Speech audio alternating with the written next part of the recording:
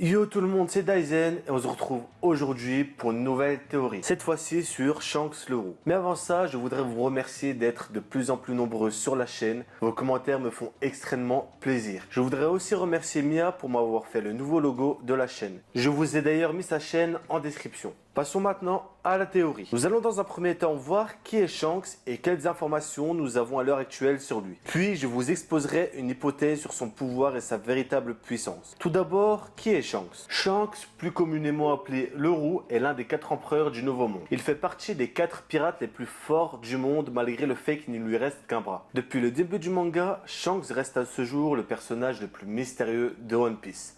En effet, nous n'avons que très peu d'éléments sur lui. Shanks est une personne sage, mais lorsque l'on touche à ses amis, il ne ressent plus aucune pitié. Il change radicalement de personnalité. Beaucoup de questions sur lui restent en suspens, et je vais essayer de répondre à quelques-unes de ces questions avec vous. Que savons-nous sur Shanks? Eh bien, nous savons qu'il est respecté en tant que pirate, que ce soit par les pirates ou même par la marine, comme nous avons pu le voir avec Son Goku lors de la bataille de Marineford. Il possède un haki hors du commun. Pas étonnant étant donné qu'il s'agit d'un des 4 empereurs. Nous avons pu le voir que très peu de fois, mais à chaque fois que nous l'avons vu, Shanks alias le Roux a fait des choses défiant toute logique. Lorsque Luffy se noie, il apparaît au milieu de nulle part. D'où sortait-il? Lorsque Barbe Blanche lui lance une gourde d'alcool, il l'a esquivé tout en restant assis. Oui, vous m'avez bien entendu, Shanks alias le requin du game a réussi à esquiver une gourde tout en restant assis.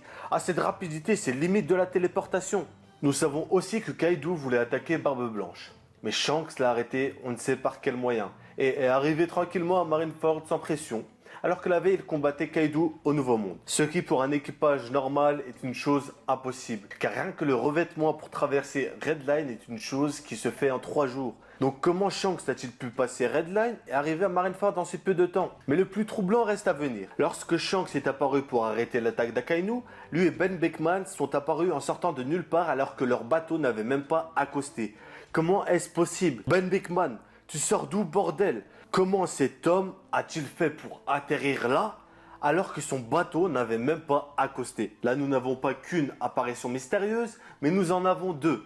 J'ai aussi remarqué un détail qui peut paraître anodin ou superflu, mais qui au final s'avère important. Lorsque Shanks arrête l'attaque d'Akainu, il dit bien « Tu as bien parlé, jeune soldat de la marine ». Cela veut dire qu'il a entendu tout ce que Kobe a dit du début à la fin sans se faire remarquer. Donc il n'y a pas que les apparitions de Shanks et son équipage qui sont mystérieuses, mais aussi le fait qu'il ne se soit pas fait remarquer alors que sur le champ de bataille, beaucoup d'utilisateurs de haki sont présents. Nous avons bien vu à plusieurs reprises que le haki de l'observation ne permet pas seulement d'anticiper les attaques, mais aussi de repérer les personnes à distance comme nous avons pu notamment le voir à Dressrosa quand Zoro repère Pika. Et je pourrais vous citer un tas d'autres exemples.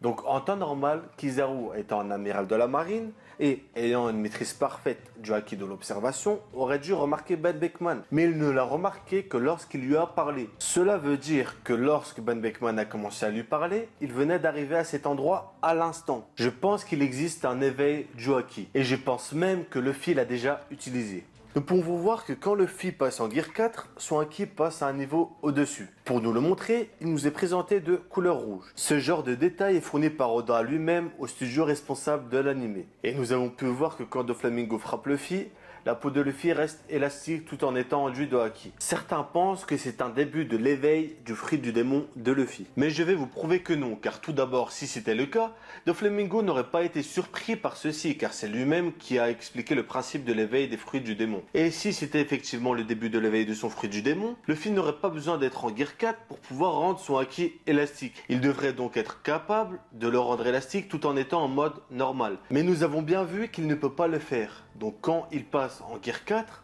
la seule chose qui change est la forme et la puissance de son haki. Le phénomène du haki élastique que nous avons pu percevoir aurait donc un rapport avec la puissance et la forme du haki de Luffy en cette forme. Pour essayer d'expliquer cela, essayons d'abord de savoir quel pouvoir possède Shanks. Nous savons qu'il ne possède pas de fruit du démon car il est arrivé à nager lorsqu'il a sauvé Luffy. Donc par pure logique, Shanks utiliserait le haki pour combattre. Il possède et maîtrise les 3 types de haki, c'est-à-dire le haki des rois qu'il a utilisé en entrant dans le bateau de Barbe Blanche, celui de l'observation qu'il a utilisé lorsque Barbe Blanche lui a lancé la gourde, et celui de l'armement qu'il a utilisé pour pouvoir contrer l'attaque d'Akainu. Akainu. Venons-en maintenant à la théorie. Comme je vous l'ai dit, Oda donne un certain détail en plus du manga au studio responsable de l'anime, mais aussi pour le jeu. Pour preuve, dans le jeu One Piece Pirate Warrior 3, Shanks possède un haki de couleur rouge. Cette forme de haki n'était jamais apparue dans l'anime jusqu'à l'apparition du Gear 4 de Luffy. D'ailleurs, Bandai Namco, les éditeurs du jeu, ont dit eux-mêmes que lors de la création des techniques du personnage de Shanks, ils étaient restreints par Oda.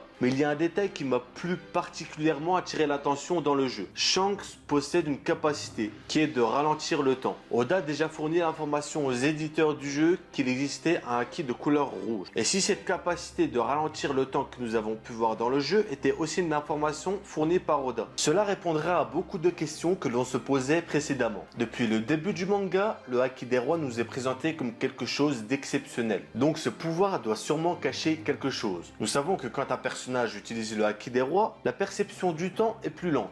Dans l'anime, quand un utilisateur utilise le haki des rois, nous avons l'impression qu'il est le seul à percevoir le temps normalement, tandis que les autres subissent une sorte de ralentissement du temps. Et si l'éveil du haki des rois pouvait tout simplement ralentir le temps, je pense qu'il existe un éveil pour chaque type de haki. L'éveil du haki de l'armement que Luffy maîtrise en Gear 4, qui permettra à son utilisateur d'avoir une puissance de frappe beaucoup plus considérable. Mais comme Luffy ne maîtrise pas totalement l'éveil de ce haki, il ne peut l'activer qu'en Gear 4. Ce serait Rayleigh qui lui aurait enseigné. Ce qui ne serait pas étonnant vu que Rayleigh est l'ancien second de l'ancien roi des pirates et ne possède aucun fruit du démon. Donc devait à l'époque avoir une maîtrise du haki aussi développée, voire plus développée que Shanks actuellement. Nous pourrions avoir l'éveil du haki de l'observation qui permettrait d'entendre et de voir ce qui se passe sur une très grande distance. C'est comme ça que Shanks aurait fait pour entendre le discours de Kobe sans être encore arrivé à Marineford. D'ailleurs, souvenez-vous à Skypiea.